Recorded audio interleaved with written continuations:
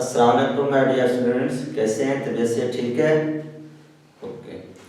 अच्छा dear student, ऐसे है कि मैं कुछ मसरूफियात में मसरूफ़ था, कुछ कामों में मसरूफ़ था। जैसे मेरी रिसर्च चल रही है, तो काफ़ी स्टूडेंट ने फिर वो कमेंट सेक्शन में मुझे बताया कि सर हमें अहम इम्पोर्टेंट क्वेश्चन करवा दें। तो मैं वही क्वेश्चन समझा रहा हूँ आप सब स्टूडेंट्स को, जो क्योंकि अब इम्तिहान होने वाले हैं, एग्ज़ाम करीब हैं, तो इसलिए मैं सारे क्वेश्चन तो कर नहीं पा रहा, पूरी एक्सरसाइज के सारे क्वेश्चन। लेकिन अभी फ़िलहाल मैं सिर्फ वही क्वेश्चन करवा रहा हूँ जो एग्ज़ाम के लिहाज से इम्पोर्टेंट हैं, अहम हैं, जो अक्सर एग्ज़ाम में रिपीट हो रहे हैं, बार बार आ रहे हैं। वो क्वेश्चन मैं अभी करवा रहा हूँ क्योंकि सारे अभी नहीं हो सकते। तो ये क्वेश्चन नंबर हम 3 कर रहे हैं, जो कि चैप्टर 3 का क्वेश्चन है और एक्सरसाइज 3.4 का, और ये इम्पोर्टेंट क्वेश्चन है। तो आप अप टू डेट पेपर उठाकर देखें तो ये मैनी टाइम रिपीट हो रहा है, यानी कई मरतबा ये एग्ज़ाम में आ रहा है, बार बार ये आ रहा है। तो ये इम्पोर्टेंट लॉन्ग है। आइए अब इसको हम देखते हैं। देखें माय डियर स्टूडेंट्स, हमारे पास क्या है क्वेश्चन नंबर 3 में, शो दैट इंटीग्रल e की power ax sin bx dx, ये हमें इंटीग्रल गिवन है जिसका फंक्शन हमारे पास ये गिवन है, और हमने जो प्रूव करना है, जो हमने शो करवाना है रिजल्ट को, वो 1/a² + b² under root e की power ax sin into bx minus tan inverse b और a प्लस c के ये हिस्सा हमने प्रूव करना है। अब जैसा कि मैंने बताया था कि पिछले क्वेश्चनों में कि मैंने एक वर्ड लिखवाया था आई लेट वाला। जो आई लेट मैंने लिखवाया था उसमें मैंने यही बताया था कि जो हम आई लेट का लफ्ज लिखते हैं ना, आई लेट का ये जो हम इस्तेमाल करते हैं आई लेट, आई से मुराद होता है इनवर्स वाले फंक्शन, जैसा कि आपके पास साइन इनवर्स x हो गया, कॉस इनवर्स x हो गया, टेन इनवर्स x हो गया, इस तरह के जो फंक्शन हमारे पास होते हैं।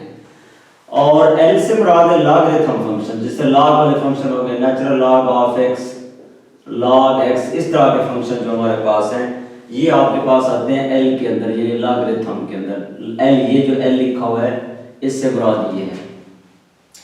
और ये जो ए है अलजेब्रिक फंक्शन, अलजेब्रिक में x हो गया, y हो गया, t हो गया, कांस्टेंट जो आपके पास है, कांस्टेंट a b c वगैरह या काउंटिंग होगी सारी की सारी, ये भी कांस्टेंट में शामिल होती है, काउंटिंग भी कांस्टेंट में शामिल है, ये अलजेब्रिक हो गया। जो ट्रिग्नोमेट्रिक है, टी से मुराद है ट्रिग्नोमेट्रिक, जैसे कि साइन थीटा हो गया, कॉस थीटा हो गया, टेन थीटा हो गया, ये वगैरह वगैरह, ये हमारे पास है। और e से मुराद है exponential function, exponential function e की पावर x हो गया, 2 की पावर x हो गया, 5 की पावर x हो गया, कांस्टेंट की पावर जो वेरिएबल होती है वो एक्सपोनेंशियल फंक्शन कहलाती है। अब देखें, अगर इस वर्ड को अगर हम ज़हन में रखें तो इसकी अरेंजमेंट इस तरह है कि अगर इसको हम ज़हन में रखते हैं तो फिर कुछ फंक्शन ऐसे आ जाते हैं जिनकी इंटीग्रेशन नहीं बनती, वो इस वर्ड से हम इजीली उसको सॉल्व कर पाते हैं। बात का ऐसे होता है, अब जैसा कि मैं एक एग्जांपल ऐसे बताता हूं कि आपके पास सपोज करें एक ऐसी टर्म दी हुई है जो कि है x * sin इनवर्स x, ये आपके पास है। अब देखिए, अगर हम इसको sin इनवर्स x को रख लेते हैं सेकंड, इसको रख लेते हैं फर्स्ट, तो क्या होगा, तो हमारे पास ये sin इनवर्स, क्योंकि इंटीग्रेशन, क्योंकि इसमें जहां दो फंक्शन आपस में मल्टीप्लाई हो रहे होते हैं वो डिफरेंट फंक्शन है, जैसा कि अलजेब्रिक है और ट्रिग्नोमेट्रिक है या इनवर्स ट्रिग्नोमेट्रिक है, वहां हम इंटीग्रेशन बाय पार्ट्स यूज करते हैं। अब इंटीग्रेशन बाय पार्ट्स में क्या है, इंटीग्रेशन बाय पार्ट्स में ये है कि अब जो सेकंड होता है उसका हम इंटीग्रेशन लेते हैं। अब sin इनवर्स x का इंटीग्रेशन है नहीं, हमारे पास मौजूद ही नहीं है। अगर आप ऐसे रख लेते हैं तो क्या हो जाएगा, रॉन्ग हो जाएगा, फिर हमें दोबारा इस क्वेश्चन को सिंपलीफाई करना पड़ेगा, दोबारा से इस तरह करना पड़ेगा, इसको सेकंड रखना पड़ेगा, इसको फर्स्ट रखना पड़ेगा। लेकिन जब हम ये वर्ड ज़हन में रखते हैं तो फिर हमें इस चीज में पढ़ने की जरूरत नहीं होती, हमारा क्वेश्चन भी ठीक हो जाता है और इजीली हम सॉल्व भी कर पाते हैं। अब कैसे, देखिए, अगर हम इस वर्ड को ज़हन में रखें तो आई सबसे पहले ठहरा हुआ है, आई से मुराद है इनवर्स, ये आई से मुराद है इनवर्स। अब देखिए इसमें इनवर्स ठहरा हुआ है और आई क्या है यहाँ पे पहले है, फर्स्ट में है, तो इसका मतलब है इसको ना हम फर्स्ट कह देंगे, ये हमारे पास फर्स्ट हो गया। अलजेब्रिक जो है वो इनवर्स के बाद है, तो इसका मतलब है इसको हम सेकंड कह देंगे, ये फंक्शन हमारे पास सेकंड हो जाएगा, एक्स जो है वो सेकंड हो जाएगा, साइन इनवर्स जो है वो फर्स्ट हो जाएगा। इस तरह तरतीब से हमें ये फायदा होगा ये वर्ड ज़हन रखने में कि कुछ ऐसे फंक्शन आ जाएंगे जिसकी इंटीग्रेशन नहीं बन रही होगी, तो उसमें हम इजीली उनको सॉल्व कर पाएंगे इस वर्ड के जरिए। अब ऐसे अगर इस क्वेश्चन को हम देखें तो इसमें दोनों की इंटीग्रेशन मौजूद है, e की पावर ax के भी sin bx के भी। इसमें हम जिसको पहले रखें, जिसको फर्स्ट फंक्शन रखें, जिसको हम सेकंड फंक्शन रखें, इससे कोई फर्क नहीं पड़ता कि दोनों की इंटीग्रेशन मौजूद है। मैं अगर इसको फर्स्ट रखता हूं, कोई बच्चा इसको फर्स्ट रख लेता है, तब भी क्वेश्चन इजीली सॉल्व हो जाता है। लेकिन जहां ऐसी कंडीशन आ जाएगी वहां गड़बड़ हो जाएगी। फिर इसलिए बजाय आप इस तरह ज़हन में रखें कि किसको हम फर्स्ट रखें, किसको सेकंड रखें, लेकिन जब आप ये वर्ड ज़हन में रखेंगे, जब आप ये वर्ड ज़हन में रखेंगे, फिर आपको और बात सोचने की जरूरत ही नहीं पड़ेगी, बस आप इसी को ज़हन में रखते हुए फर्स्ट रखते जाए, सेकंड रखते जाए। अब जैसा कि हम ये ले रहे हैं, हमारे पास जो फंक्शन है वो है e की पावर ax और n2 sin bx और n2 dx, ये हमने ले लिया। अब देखिए इस वर्ड में, आई लेट वाले वर्ड में e जो है लास्ट में, एक्सपोनेंशियल फंक्शन आखिर में है और ट्रिग्नोमेट्रिक पहले है, तो इसलिए ये जो ट्रिग्नोमेट्रिक पहले है इसको हम फर्स्ट रख देंगे और इसको हम सेकंड फंक्शन रख देंगे। इस तरह रखेंगे कि ये फर्स्ट फंक्शन हो जाएगा और ये सेकंड फंक्शन हो जाएगा। इस तरह रखने से हमारे लिए आसानी हो जाएगी। अब देखिए, अब ये करने के बाद अब हम रूल अप्लाई करते हैं इंटीग्रेशन बाय पार्ट्स वाला जो हम पढ़े हैं। हम क्या करते हैं कि फर्स्ट फंक्शन को पहले हिस्से में लीव कर देते हैं। लीव से मुराद है इसका कोई इंटीग्रेशन डेरिवेटिव वगैरह नहीं लेना। फर्स्ट को हम लीव करेंगे, सेकंड का हम लेंगे इंटीग्रेशन। सेकंड का इंटीग्रेशन लेंगे e की power ax over a integration में। इंटीग्रेशन में जो e के ऊपर x के साथ कोएफिशिएंट होगा वो बाई में आ जाएगा, माइनस इंटीग्रल फर्स्ट का डेरिवेटिव sin bx का डेरिवेटिव आपके पास आ जाएगा cos bx और फिर bx का डेरिवेटिव b आ जाएगा, यानी sin bx का cos bx फिर bx का डेरिवेटिव b आ जाएगा।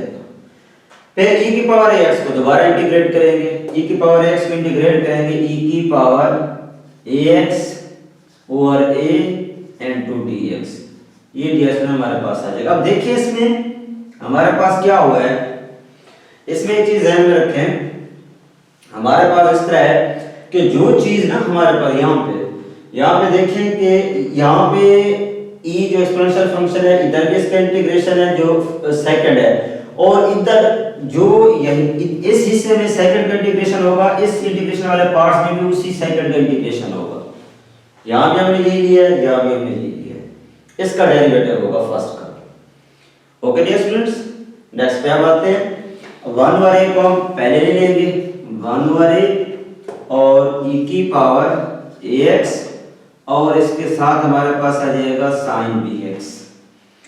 1 ओवर a को बाहर ले आएंगे और b भी कांस्टेंट है, ये b भी कांस्टेंट है, बाहर आ जाएगा, तो हमारे पास आ जाएगा minus b over a integral e की पावर ax और इधर से ds क्या आ जाएगा cos bx और dx, ये हमारे पास आ गया।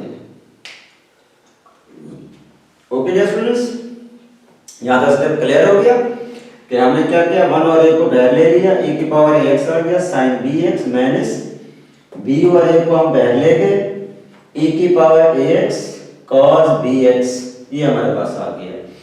जब तक ये इंटीग्रल का साइन रिमूव नहीं होता, खत्म नहीं होता, हम उतने तक इसको इंटीग्रेट करते जाएंगे। अब अभी इंटीग्रेशन खत्म नहीं हुई, तो इसका मतलब इसको अगेन इंटीग्रेट करेंगे दोबारा उसी तरह, एक को आप फर्स्ट रखेंगे, एक को आप सेकंड रखेंगे, तो दोबारा आप देखें वही एक्सपोनेंशियल फंक्शन जो है एंड में है, आई लेट वाले वर्ड में एक्सपोनेंशियल फंक्शन आखिर में है, तो एक्सपोनेंशियल फंक्शन को आप कहेंगे सेकंड फंक्शन और cos bx को आप कहेंगे फर्स्ट फंक्शन। उसी तरह जिस तरह हमने पहले कहा था, इसको हम सेकंड कह देंगे, इसको हम फर्स्ट कह देंगे। अब इसको सॉल्व करते हैं।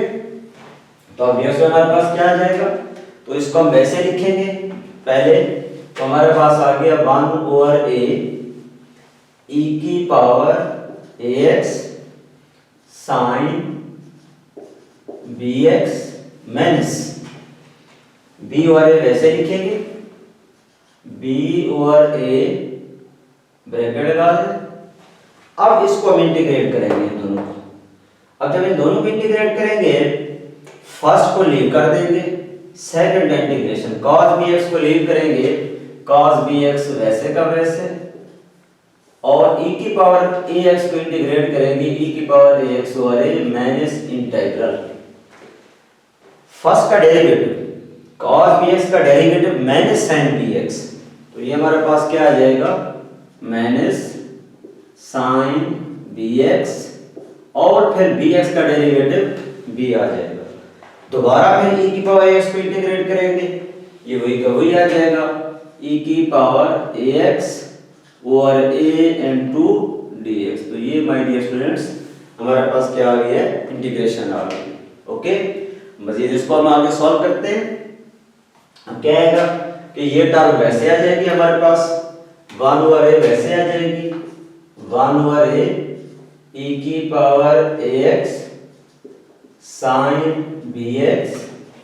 अब देखिए ये b और ये a से आपस में मल्टीप्लाई होंगे तो डिवीजन में a स्क्वायर हो जाएगा, तो मैं इसको लिख सकता हूँ डियर स्टूडेंट्स b और a स्क्वायर, तो हमारे पास आ जाएगा e की पावर ax cos bx, और फिर ये माइनस और ये माइनस माइनस प्लस हो जाएगा, फिर जब ये बाहर वाला माइनस फिर इससे मल्टीप्लाई होगा, प्लस माइनस माइनस हो जाएगा, और b और a स्टूडेंट यहाँ भी ठहरा हुआ है और b और a इस फंक्शन में भी ठहरा हुआ है। जब ये b और a बाहर निकलेगा तो इस b और a से मल्टीप्लाई होगा, तो हमारे पास टर्म आ जाएगी b स्क्वायर और a स्क्वायर, ये चीज हमारे पास आ जाएगी।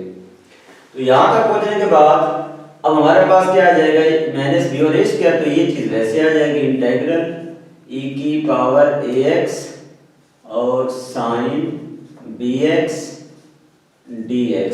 आप देखेंगे स्टूडेंट यहाँ पे हमने क्या किया, b और a को इस b और a वाली टर्म को इस b और a से मल्टीप्लाई किया, b स्क्वायर और a स्क्वायर आ गया, और उसके बाद हमारे पास क्या हुआ, sin e की पावर x को हमने पहले लिख लिया और sin bx और sin bx वैसे आ गया इनटू dx।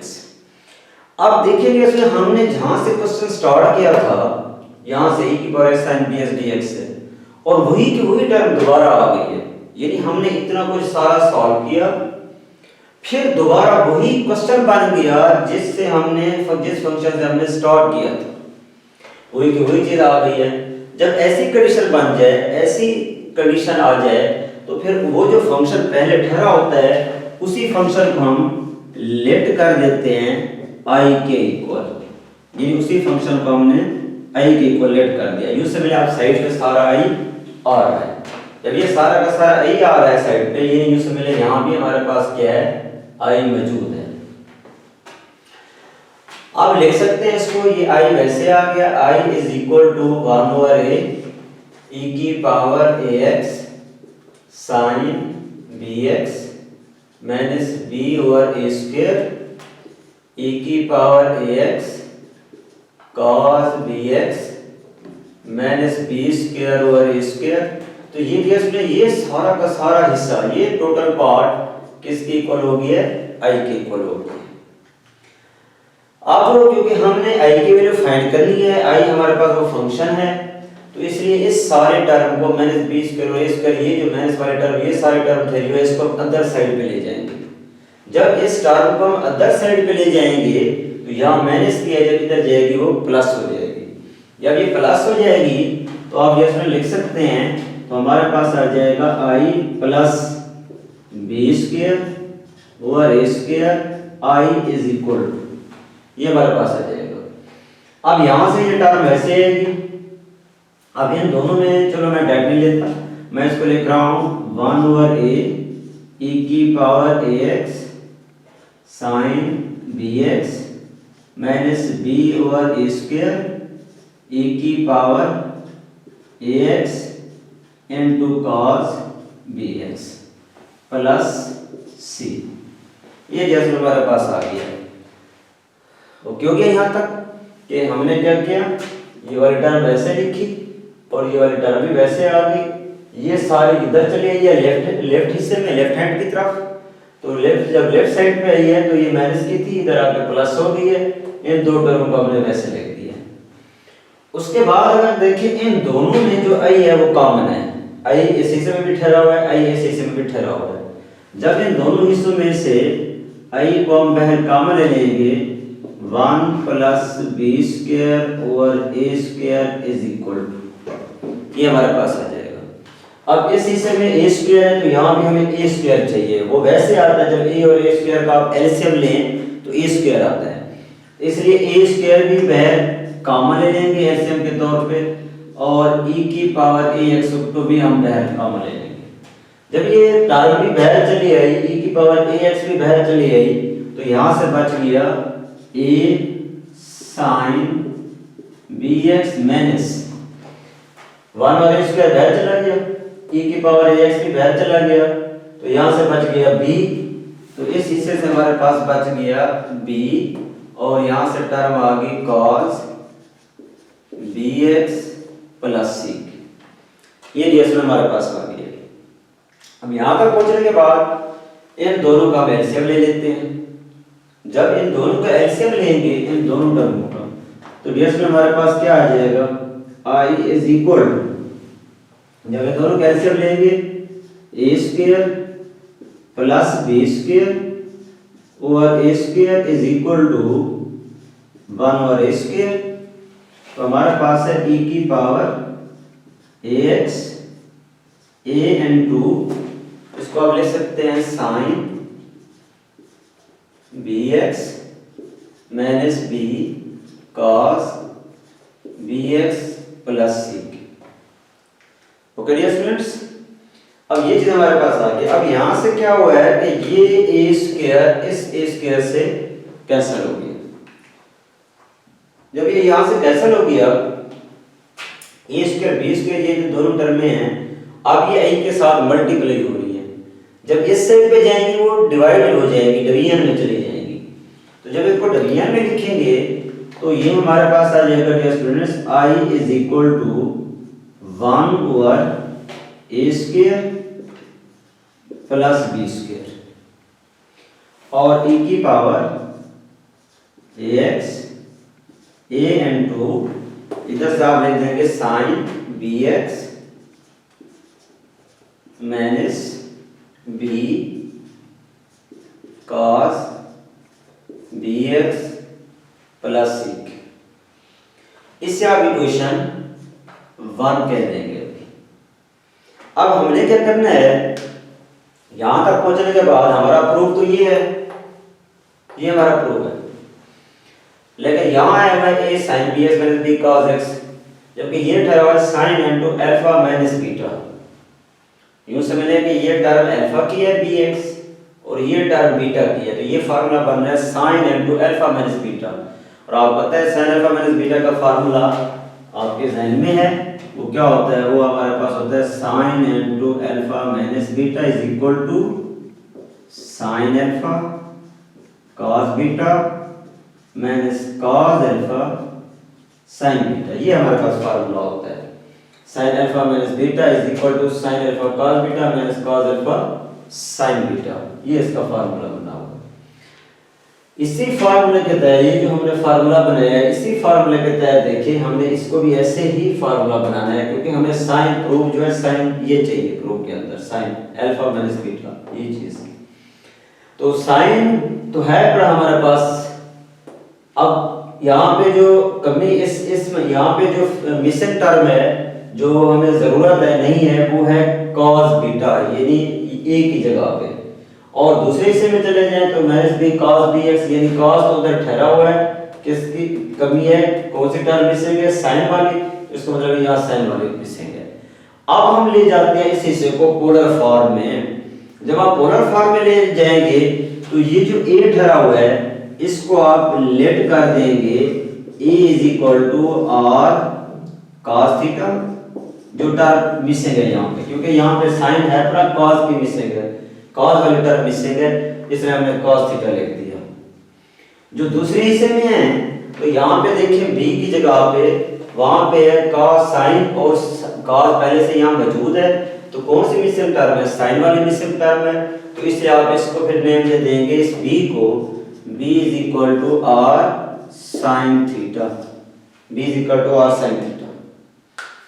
जब ये चीज बना लेंगे, जब भी हम पोलर फॉर्म में लेके जाते हैं किसी भी फंक्शन को, जब वो पोलर फॉर्म में चला जाता है तो पोलर फॉर्म में फिर दो चीजें होती हैं, एक तो हमने उसमें एंगल भी निकालना होता है, ये जो एंगल यूज हो रहा है थीटा, इसकी वैल्यू भी हमने निकालनी होती है, और जो इसमें आर यूज हो रहा है इस आर की वैल्यू भी हमने निकालनी होती है। तो आइए हम क्या करते हैं, इस फंक्शन में से हम आर की वैल्यू भी निकालते हैं, फाइंड करते हैं, और थीटा की वैल्यू भी इसमें से फाइंड करते हैं। सबसे पहले हम आर निकाल लेते हैं, आर फाइंड करते हैं। आर कैसे फाइंड होगा कि हम इन दोनों टर्मों की, ये जो हमारे पास दो फंक्शन जो हमने पोलर फॉर्म में बनाए हैं, इन दोनों के हम स्क्वायरिंग भी करते हैं और एडिंग भी करते हैं ऑन बोथ साइड, दोनों तरफ से स्क्वायरिंग भी कर देंगे और एडिंग भी कर देंगे। जब इसके आप स्क्वायरिंग और एडिंग करोगे, इन्हीं टर्मों की squaring and adding on both side, दोनों साइड से, जब स्क्वायर में एडिंग करेंगे लेफ्ट हैंड से लेफ्ट हैंड साइड से, जब लेफ्ट हैंड से लेफ्ट हैंड साइड से ऐड होगी और स्क्वायर भी होगी, a square plus b square हो जाएगा, तो आप ले सकते हैं इधर से a square plus b square is equal to, यानी a का स्क्वायर प्लस b का स्क्वायर। फिर राइट हिस्सा, अब राइट हिस्सा जो है ना ऐड करेंगे, तो हमारे पास क्या है, r square sin square theta plus r square cos square theta, तो आप ले सकते हैं r square sin square theta plus r square cos square theta, ये हमारे पास आ जाएगा। इन दोनों टर्मों में से r स्क्वायर हम कॉमन ले लेते हैं, क्योंकि हमें r की वैल्यू रिक्वायर्ड है ना, तो r की वैल्यू कॉमन ले लेते हैं, ये वैसे आ जाएगा a square plus b square, r square common ले लेंगे, तो हमारे पास आ गया sin square theta plus cos square theta. जैसा कि आप जानते हैं ये 1 के इक्वल होता है, तो हमारे पास r स्क्वायर की वैल्यू आ गई, r square is equal to a square plus b square. Square खत्म करेंगे, अंडर रूट ले लेंगे, r की वैल्यू क्या आ जाएगी, r is equal to a square plus b square under root, तो ये हमारे पास इसकी वैल्यू आ गई है डियर स्टूडेंट्स, ये हमारे पास r की वैल्यू आ गई। यहाँ r की वैल्यू निकालने के बाद अब हम आते हैं एंगल की वैल्यू निकालते हैं।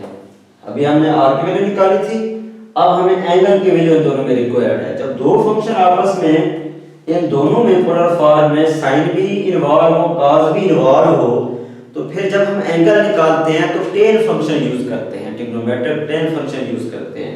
इसके लिए क्या करेंगे, tan वाला फंक्शन यूज करेंगे। जब tan वाला फंक्शन हम यूज करेंगे इन दोनों के ऊपर, तो हम लिख सकते हैं, क्योंकि tan हमें पता है tan किसके इक्वल होता है, sin थीटा और cos थीटा के इक्वल होता है, तो इसलिए फिर हम लिखेंगे r sin थीटा और इधर से r cos theta is equal to b over a, तो ये हमारे पास आ जाएगा b ओवर a।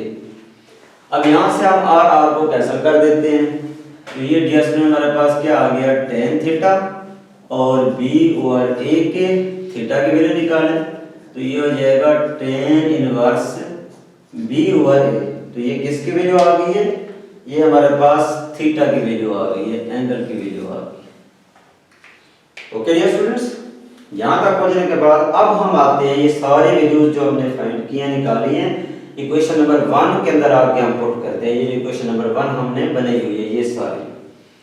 अब देखिए इक्वेशन नंबर 1 में जहां i ठहरा हुआ है, i की जगह पे कोई ओरिजिनल फंक्शन रखेंगे जो हमने सपोज किया हुआ था, इंटीग्रल e की पावर x sin bx। तो इस i की जगह पे मैं लिख रहा हूं इंटीग्रल e की power ax sin bx dx is equal to, ये वैसे आ जाएगा 1 ओवर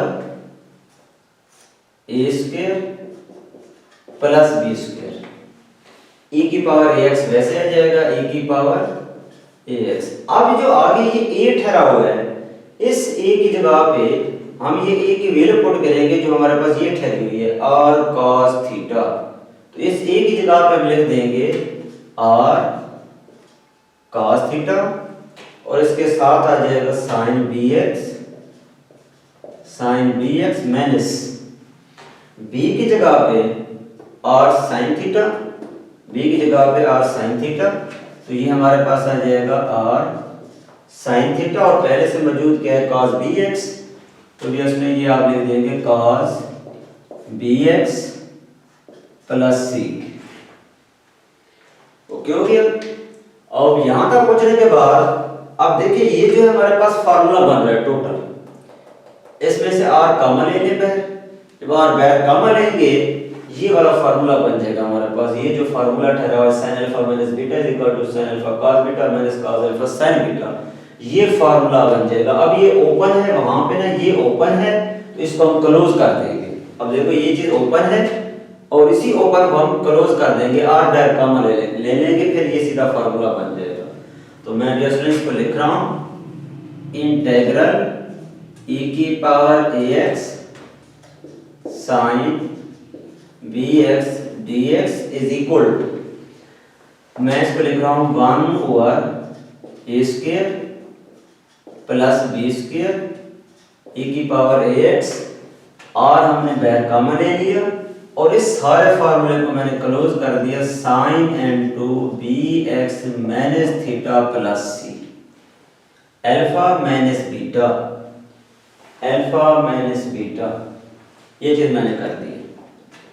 ये चीज करने के बाद इसको अब लिख सकते हैं इंटीग्रल e की power ax sin bx dx is equal to, r की जगह पे r की वैल्यू पुट करेंगे a square plus b square under root, ये वाली वैल्यू सारी इसकी जगह हम पुट कर देते हैं r की जगह पे a square plus b square under root divided by a square plus b square, इसको आप लिखेंगे a square plus b square, e की पावर ax वैसे आ जाएगा sin bx minus theta, theta की वैल्यू हमने ये निकाली हुई है, ये हमारे पास ठहरी हुई है, theta is equal to tan inverse b और a के। तो इसकी जगह हम पुट कर देंगे थीटा की जगह पे tan इनवर्स b और a प्लस c के, ये चीज हमारे पास आ जाएगी। अब ये भी हम पढ़ चुके हैं कि जो टर्म ऊपर अंडर रूट में हो उसी का वही पार्ट नीचे ठहरा हुआ हो तो ऊपर खत्म होके इस नीचे वाले टर्म के ऊपर अंडर रूट आ जाता है।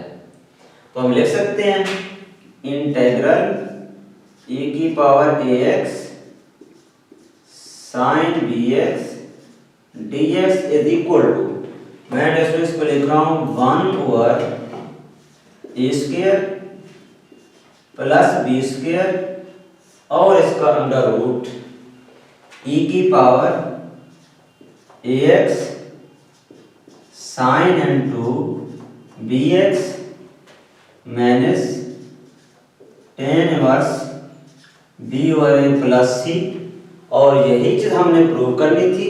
तो डियर स्टूडेंट हमारे पास ये क्या आ गया है, रिजल्ट आ गया है। तो ये था बहुत इंपॉर्टेंट क्वेश्चन जो अक्सर एग्जाम में आता रहता है, इसको आपने बार बार करना है। इसका मैंने आपको तफसील के साथ ये सारा का सारा आपको समझा दिया है, अब आपने इसकी खुद प्रैक्टिस करनी है। क्या था हमारे पास, एक फंक्शन था जिसमें दो फंक्शन इंटीग्रल के अंदर गिवन थे, एक एक्सपोनेंशियल था एक ट्रिग्नोमेट्रिक फंक्शन था। हमने आइलेट वाला वर्ड यूज करते हुए एक को फर्स्ट रखा एक को सेकंड रखा, इंटीग्रेशन बाय पार्ट्स यूज कर दिया। इंटीग्रेशन बाय पार्ट्स यूज करते हुए हमारे पास ये रिजल्ट आगे बना। इसके ऊपर मजीद फिर इंटीग्रेशन बाय पार्ट्स हमने यूज किया तो फिर हमारे पास ये रिजल्ट आगे बना। ये रिजल्ट बनने के बाद फिर हमने क्या किया, फार्मूला इसके क्वेश्चन नंबर 1 कह दिया। 1 करने के बाद फिर हमने फार्मूला बनाने के लिए, क्योंकि हमने ये प्रूव करना था sin into alpha minus beta, तो ये प्रूव करने के लिए हमने फिर क्या किया, इसको पोलर फॉर्म में ले गए हैं। पोलर फॉर्म में लेने के बाद उसमें से r की वैल्यू निकाली है, थीटा की वैल्यू निकाली है, फिर वो सारे वैल्यूज इक्वेशन नंबर 1 में हमने क्या किए हैं, पुट कर दिए हैं। तो ये रिजल्ट हमारे पास आ गया, जो हमें रिक्वायर्ड था रिजल्ट, वो हमारे पास आ गया। ओके डियर स्टूडेंट्स, उम्मीद है कि ये सारा का सारा क्वेश्चन आपको समझ आ गया होगा। तो इसको आपने बार बार इसकी प्रैक्टिस करनी है, इसको करना है, और इसको करने के बाद मजीद भी अगर कोई मसला हो इस क्वेश्चन में तो आप मुझसे कमेंट सेक्शन में कमेंट्स देकर आप मुझसे डिस्कस कर सकते हैं। ओके डियर स्टूडेंट्स, अल्लाह हाफिज।